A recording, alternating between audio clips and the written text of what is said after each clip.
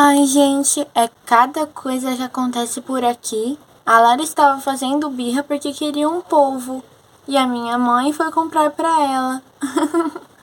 Ai, é cada uma, viu? Essas cobertinhas são lindas, não são? Eu amei. Acho que vão combinar demais com os nossos amores. Bem, gente, esse foi o episódio de hoje. Espero que vocês tenham gostado. Um grande beijo, tchau e até mais. Não deixem de acompanhar os próximos vídeos, hein?